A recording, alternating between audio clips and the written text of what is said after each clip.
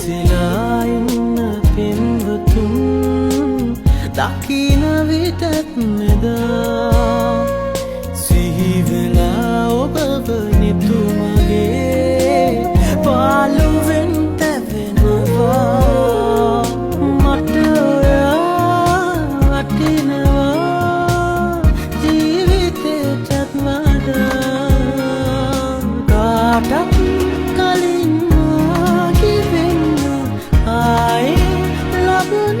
ජන්මයේ ඔබේ අත ගන්නට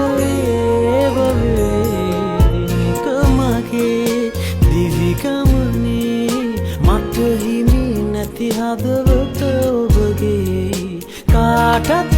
කලින්